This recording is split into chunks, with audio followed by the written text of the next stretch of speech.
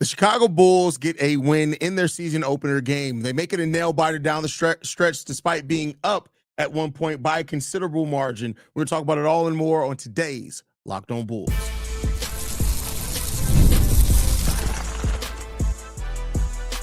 You are Locked On Bulls, your daily Chicago Bulls podcast. Part of the Locked On Podcast Network, your team every day.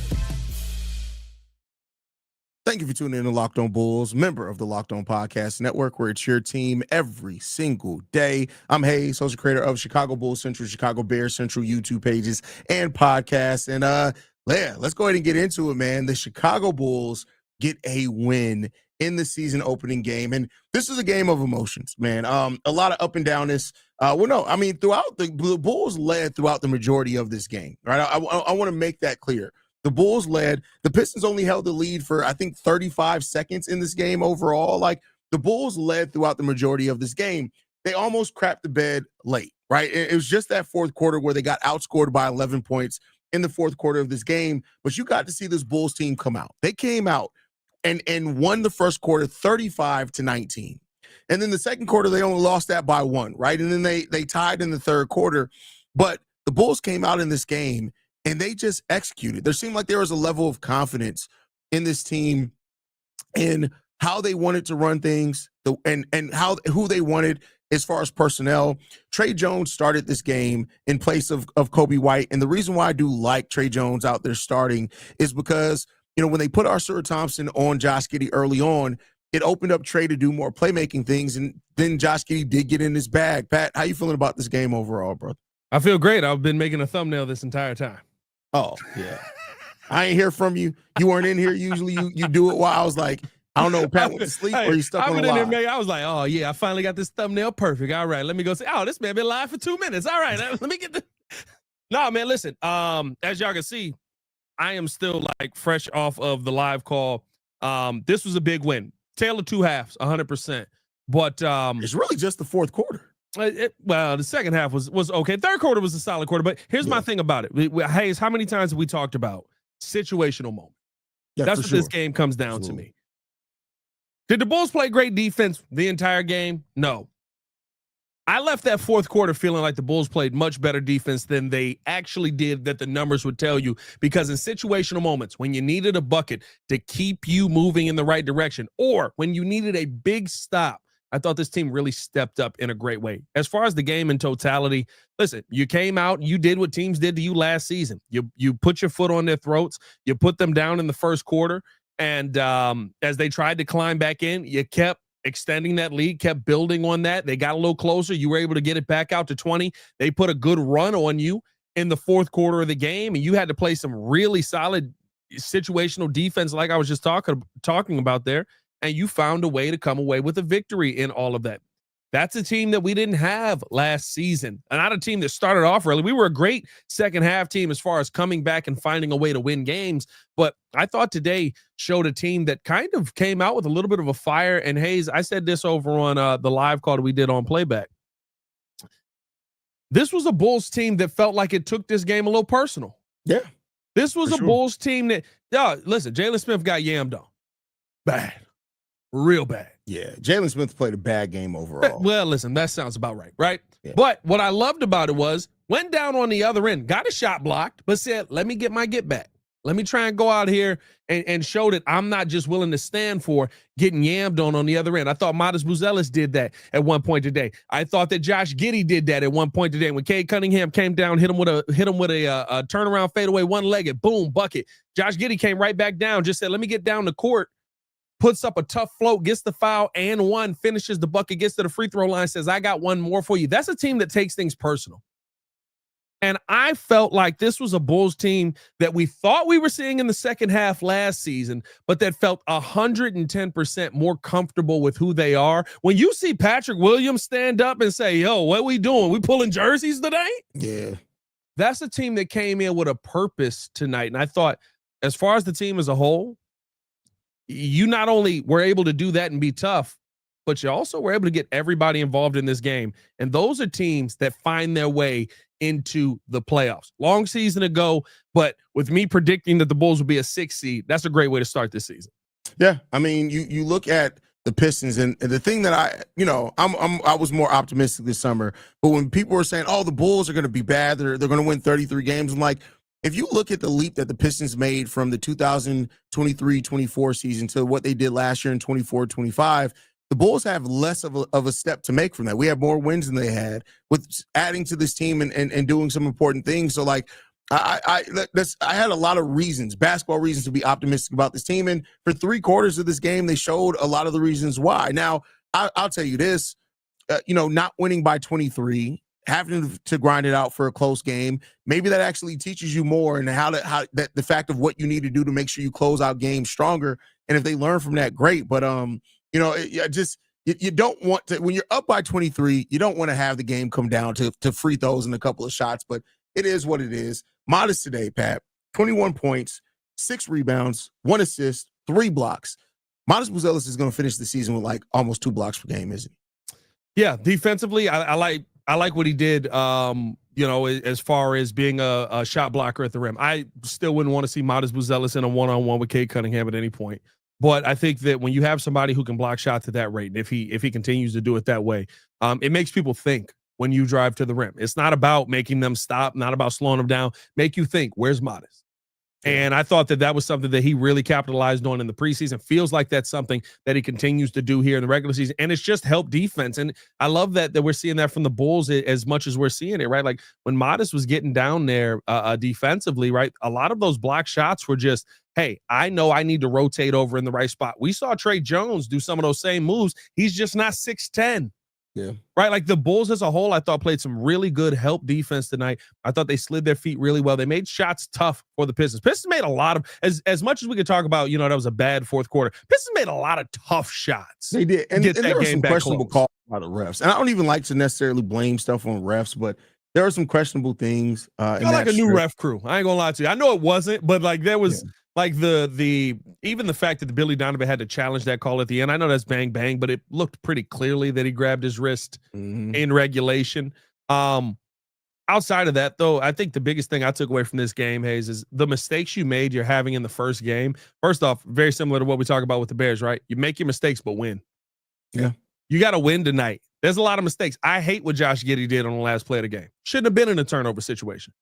Yeah. He dribbled right into the trap. It's like he saw the trap and was like, oh, a trap. Bro, I swear, he was like a Scooby-Doo character, bro. Like he was like a Scooby-Doo villain, like, skateboard, soap, springboard. Let me just run right into this and see what's going to happen. You get caught and then they unmask you, and now it's like, you meddling kids. Like, no, this Bulls team, I thought, played some really good moments, but I thought the mistakes that they made are ones that Billy Donovan is about to light them up for when they get back into the locker room. Absolutely. So, he made a face on the sideline after that Josh Giddey turnover, and it was almost like, if this does not get overturned, I may have to fight you. See, I looked at the face and it was like, why'd you make me use that challenge? I was trying to take that timeout home with me. I like to keep them timeouts. I get rollover minutes on them. That's crazy. Dang, there's a generation of people that don't know what rollover minutes are, bro. Bro, that first of all, I haven't heard rollover minutes in so long, but yeah, I said that and realized there's a lot of people in here that don't get that. It's like Shay's wheels, except they used to power your phone. But no, I thought the excitement that we talked about it before this, right? The excitement I'm feeling right now is because the mentality of this team felt like a team that wants to go to the playoffs, felt like a team that's sick of being a play-in team, felt like a team that took game one personally. Yeah. And we don't see that a lot in this NBA. This Bulls team took game one personally. And as much, I'm sure, when we talk about the bench unit, that we'll talk about P. Will in there, but I got to give him his kudos up top, because most people click off the video after 15 minutes. That's how it goes. Not all of you faithful listeners out there. Patrick Williams came off of the bench and gave you an intensity that I thought for 3.5 minutes, you 110% needed to finish this game. Yeah. Like defensively, fighting through, showing a little bit of anger. I ain't never seen P. Will want to get up and fight somebody. Bro, yeah, Big that three. Look was like, hey, all right, P. Will, we see you, bro. We see you. Bro, that look was like, it reminded me for a little bit. I was like, you are strong as heck. I wonder if you could beat Jalen Dirt. People got man strength. Yeah, definitely. So really like overall taking more positives than negatives. We're also going to talk about the game of Nikola Vučević because Vooch reminded everybody who he is and not to worry about preseason. But first, we do got to get to a message from a couple of our sponsors, and the first one being Mint Mobile. If you're still overpaying for wireless, it's time to say yes to saying no. At Mint Mobile, their favorite word is no. No contracts, no monthly bills, no overages, no hidden fees, no BS. I said yes to making the switch and getting premium wireless for just $15 a month. Mint makes it simple. All plans come with high-speed data, unlimited talking text delivered on the nation's largest 5G network. You can even bring your own phone and keep the same number and contacts. Love that you're getting the same quality service you had before, but for a fraction of the price. Are you ready to say yes to saying no? Make the switch at mintmobile.com/LockedOnNBA. That's mintmobile.com/LockedOnNBA. Upfront payment of $45 required, equivalent to $15 a month. Limited time new customer offer for the first 3 months only. Speeds may slow above 35 gigabytes on unlimited plan. Taxes and fees are extra. See Mint Mobile for details. Also got to talk to you guys about Rugent. Is that how you say it, Pat? Rugent. Let's be real. Making excuses doesn't solve anything. We've all heard them before. It's just stress, I'm tired, or it happens to everyone sometimes. But when it comes to performance, sometimes your body just needs a little extra support. Yeah. And that's where Rugent comes in. Rugent.com offers fast-acting, doctor-prescribed treatments for ED designed to help you stop making excuses and start making moves. Rugent makes it to get started. You just connect with a board-certified doctor, 100% online, no awkward waiting rooms, no in-person appointments. If prescribed, your treatment ships discreetly straight to your door. The process is fast, simple, and private, and it's all handled by real doctors. It's about confidence, connection, and getting back to the moments that matter. Visit Rugent.com/LockedOnNBA to get 15% off your first order. That's RUGIET.com/LockedOnNBA. And don't forget to use our code LockedOnNBA so they know we sent you. Rugent, stop making excuses and start making moves. Giggity. That's right, ladies and gentlemen. Cordero Johnson sending you for the Johnson pills. Did you just put my whole go? It's bad enough you called me hard on live stream today. That's crazy. But I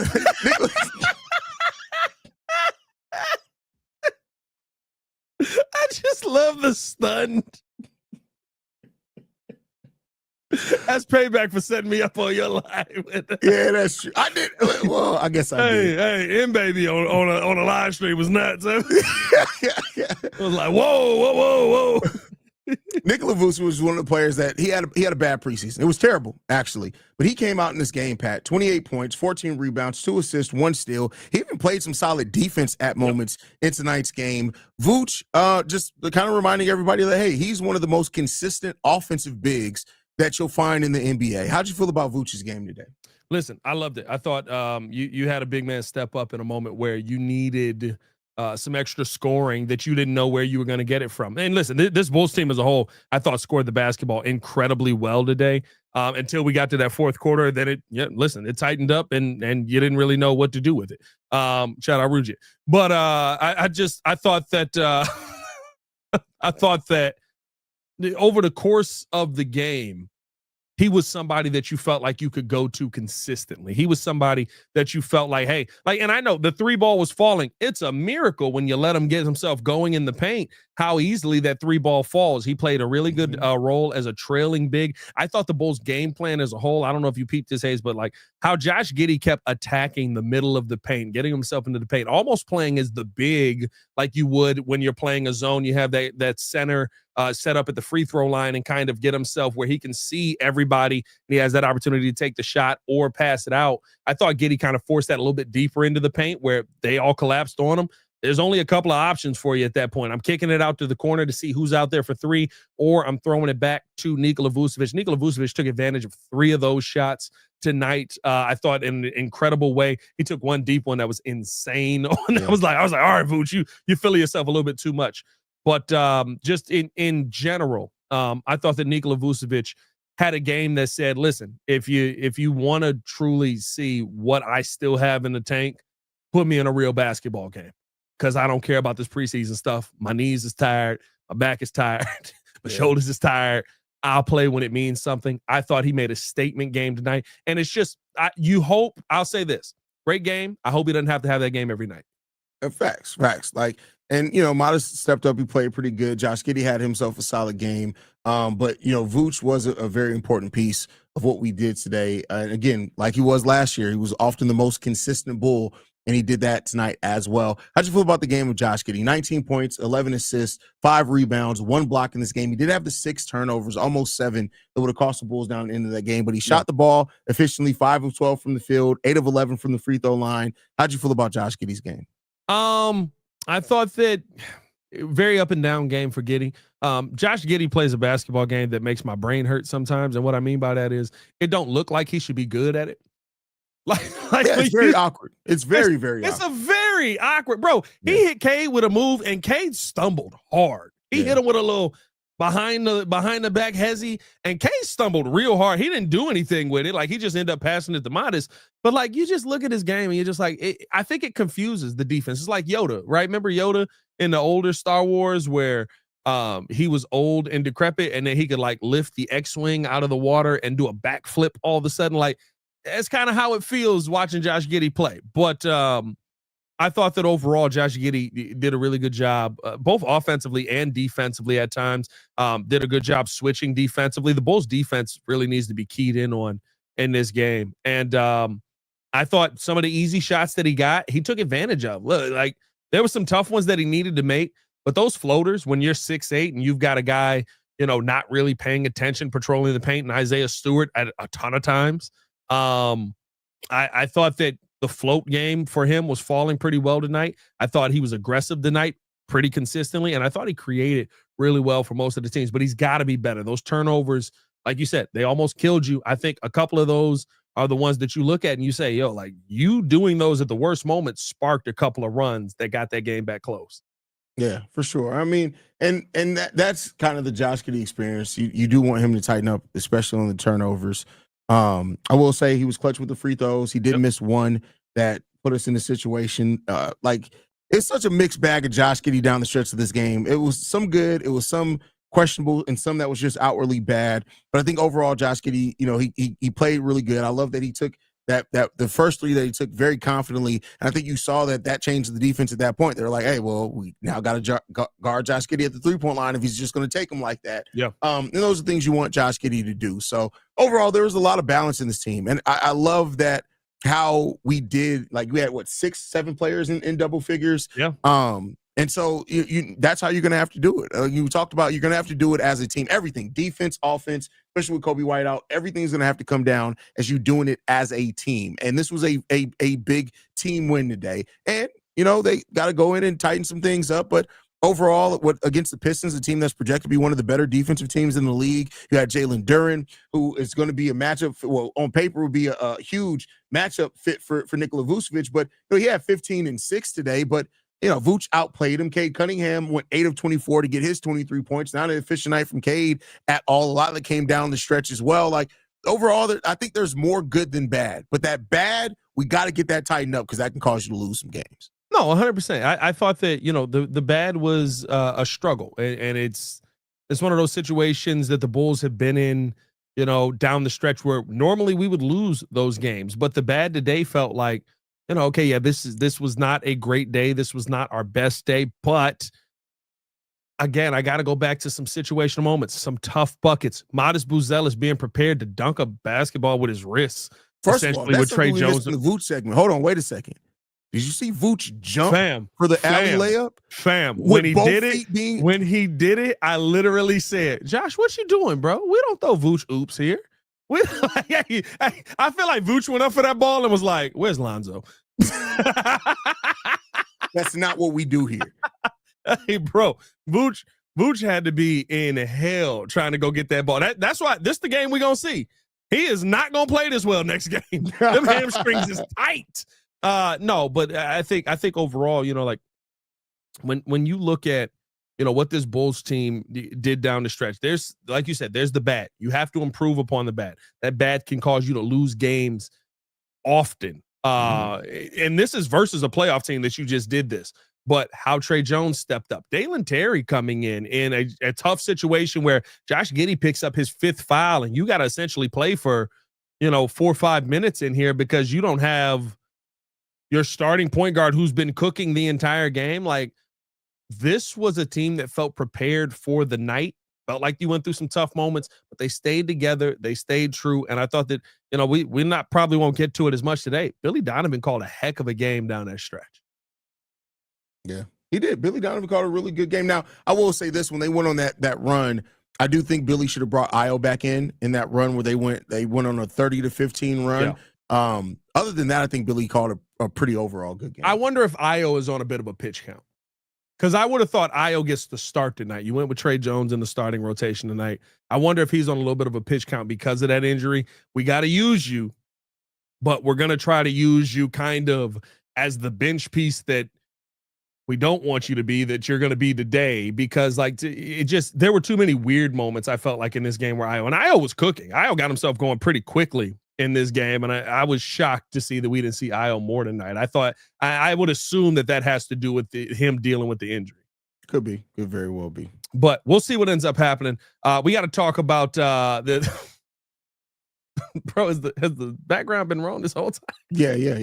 I was mentally preparing for a whole different transition. We got to talk about the good and the bad of Billy Donovan. I guess we are going to talk about Billy Donovan in this final segment. You set me up. But first, we got to tell you guys all about Skims. Now that you got your erection pills, let's tell you about underwear. When I found out about Skims making underwear for men, I was intrigued. I've heard so much about their quality from friends and family, so I had to give it a try. Let me tell you what, it lives up to the hype. I've always had issues with underwear, you know what I'm saying? Fit, comfort, and just finding the right style for me. Skims changed all of that. Their men's line offers something for everyone, from boxer briefs to classic briefs, and designed with the perfect balance of comfort and style. We just got a new order of Skims in over here, Hayes. I don't know if you got in on this, but I end up grabbing those Skims pajamas, my G. Let me tell you what, phenomenal comfort. Actually can sleep in them as somebody who's a hot sleeper. I'm a sweater. That window's open all wintertime, and felt comfortable the entire night. I think that they're some of the best pajamas that I've ever owned. So when I tried Skims, I was hooked immediately. They're made perfect for an active lifestyle. I could play basketball in these pajamas. They move with me, never lose their shape, and stay in place, whether I'm working out or just running errands. They're the most comfortable and reliable underwear I've ever owned. Plus, the lightweight material feels amazing, almost like you're wearing nothing at all. Shop Skims Men's at skims.com. Let them know that we sent you after you place an order. Select podcast in the survey or select our show in the drop-down menu that follows. More Locked On Bulls coming up next.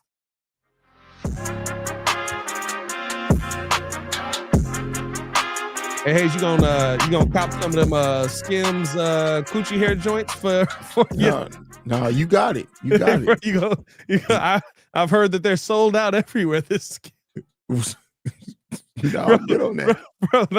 I was thrown off by these, bro. I'm good on that. Can you say that on Lockdown? I don't know if we can get away. I don't with know that if you can. If we, hey, we just. I want to make sure that if anybody sends any notes, I had nothing to do with it. Bro, this is a real product. That's what it's called. I know what it's called, but it's not part of the ad read. It's not part of the ad read. Now, what if I bought them draws? 2025. Bad. You can't. Billy judge. Donovan. The good and bad of Billy Donovan. What do you think the best thing Billy Donovan did tonight? I thought Billy Donovan set a precedent for this team throughout the night. I thought that every time that they got on a run, and there is a give and take with this, right? There were times where they got on a run where Billy Donovan called a timeout and he said, "Yo, like let's reel this back in. Let's figure it out. Like defensively, we're out of whack." And I thought there were times where Billy Donovan said, y'all gotta figure this out.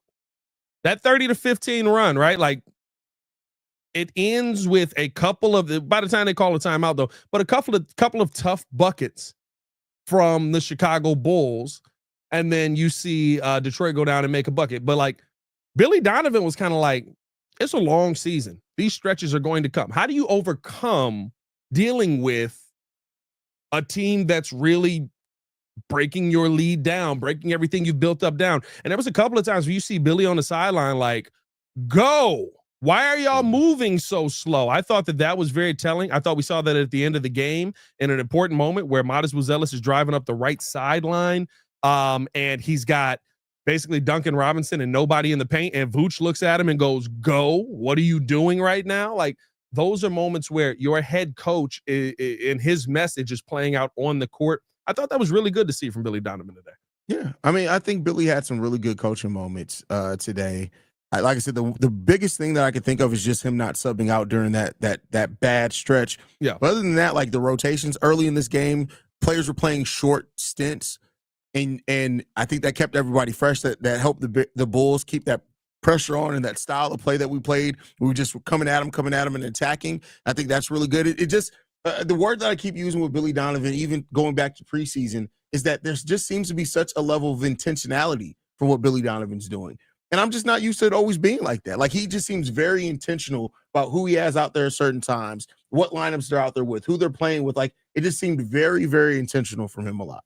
I'll say this. I don't know if it's Ben Johnson showing up in the town or what, but it's like Billy Donovan learned to cuss today. I heard a couple of times where he was going at Io, he was going at Modest, he was going at Giddey. And it was like, what the are you doing? You know what I mean? Like, I think those are important moments. The bad for Billy Donovan today, I thought that you let the offense get too stagnant in that third quarter. It kind of became one-on-one offense. Yeah. And that was a time where I wanted to see, because I feel like the third quarter, more times than not, always is going to be the most important quarter of the game. Now, you end up tying at the end of that quarter, which really changed kind of how you went into that fourth quarter there. But I thought that you let that offense get way too one-on-one. It became Josh Giddey driving to the paint, trying to force a tough shot. Trey Jones driving to the paint, trying to force a tough shot. Vooch driving to the paint, trying to force a tough shot. Modest driving to the paint, trying to force a tough shot. You had them on their heels by moving the basketball around. And there was no reason to go away from that. There was no reason for you to change up what your offense was doing. And I don't know if that was a Billy Donovan thing, but there's times within the game where you need to reel your team back in. I thought that was one of those times where I would have wanted to see him call a timeout and say, yo, what are we doing? What we did to get them down 23, let's start doing that again and kind of get this team back on the right foot. Yeah, I agree with that. I agree. So look, good and bad from everybody. I know we can't recap exactly everything that went down in this game, but the Bulls overall played a really solid game. I love the way that they executed today. Like I said, 3 quarters of really, really solid basketball. The fourth quarter was some questionable stuff, and even some in the third quarter. But the Bulls get a dub in the first game, and so we start 1-0. We're on pace to go 82-0 on the season. 82-0, baby. Let's do it. Outside of Vooch, one Locked On Bulls baller. What? Locked On Bulls baller. Oh, outside of Vooch? Outside of Vooch. Modest Buzelis, of course. That's a good one. Hey, Let me get a Kevin Huerter. Kevin Huerter did. We didn't talk enough about Kevin Huerter in this pod. Kevin Huerter, offensively and defensively, baller. Shout out to Kevin Huerter, man. Appreciate y'all for tuning in. The show of love as always. Hit that like button, subscribe to the page, leave a 5-star review. Y'all know what to do. Hayes, I don't think I've ever done this on the opening game, but also. I almost forgot. We back. Hey! C-Red! Vučević! Hoop and do! Big baller! You know that ain't fair. This might be my last episode because of the line about the coochie hair. C-Red, y'all. You guys can follow me at CEO Hayes. Locked On Bulls is free and available on every podcasting app and platform of your choice, as well as YouTube, the Odyssey app, Amazon Fire TV, Roku TV, Fubo TV, basically anywhere you want us. You can get it. We'll see you guys bright and early on Friday, y'all.